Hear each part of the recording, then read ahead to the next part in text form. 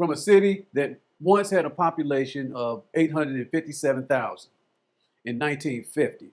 Today, St. Louis, Missouri's population stands at 273,000. That's a 68% drop.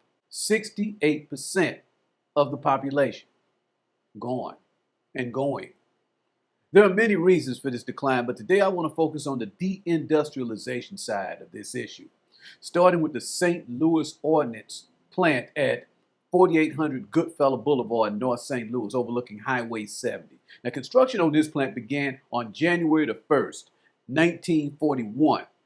The project incorporated David Hickey Park, which the city had dedicated to honor the first St. Louisan to die in World War I. Altogether, the sprawling complex took up 291 acres. The plant became the world's largest manufacturer of 30 caliber and 50 caliber ammunition for machine guns and rifles.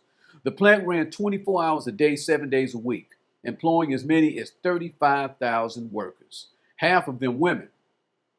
Only after labor and civil rights leader A. Philip Randolph threatened to lead a 100,000 person march to Washington did the plant eventually offer jobs to black residents of the city. President Roosevelt's executive order barred defense contractors from discriminating on the basis of race, color, or national origin followed in June of 1941. Nevertheless, blacks found themselves mostly represented in small jobs at the plant, such as janitors, and remained shut out of the better paying production jobs that whites felt exclusively entitled to.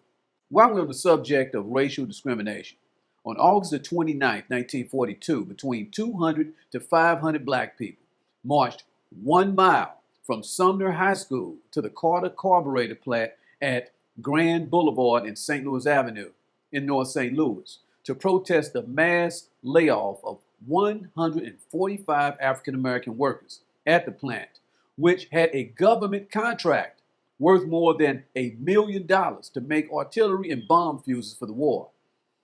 The firing of those 145 African American workers resulted in an all-white workforce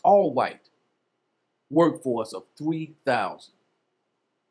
Couldn't get 145 out of 3,000. Now, the company defied Roosevelt's executive order by refusing to hire a single black person for the entire duration of the war. But let's move on to another manufacturer from that time that had an impact on the city's declining population since then. And that's the old Fisher Body Factory that was once located at the northwest corner at the intersection of Union Boulevard and Natural Bridge Road in North St. Louis City. Fisher Body Company supplied bodies for Cadillac, Buick, and Oldsmobile.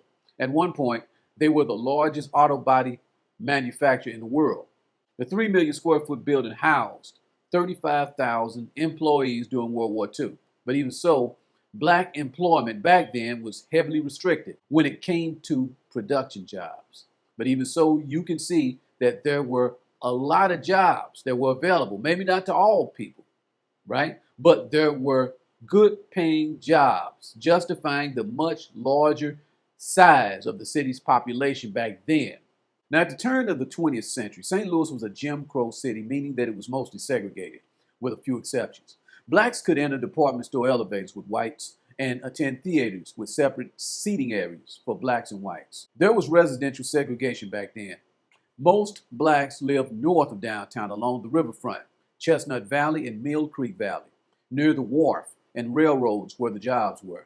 There was no need to enforce residential segregation prior to 1911 due to the fact that the black population was stable at around 35,000. But after 1911, the black population rose, and the predominantly white neighborhoods bordering the black neighborhoods formed a group called the United Welfare Association to lobby for a segregation ordinance to keep the growing black population from spilling over into their communities.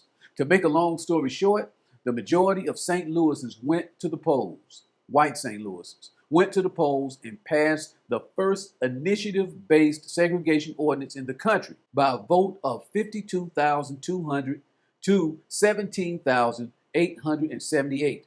whites making the lowest incomes, the poorest whites, voted to segregate their communities by a margin of 8-1. Now, by contrast, the wealthiest whites in the city voted in favor of the initiative, right?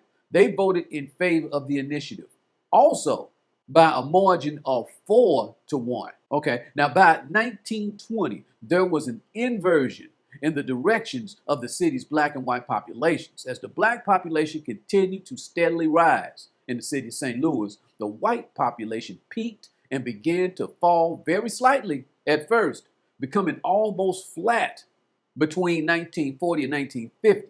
But after 1950, as the black line on the population chart rose higher and higher, steeper and steeper, the white line fell off a cliff. Now I'm going to end this video right here and pick it up in my next video. But I want to thank you for watching, and I will see you next time.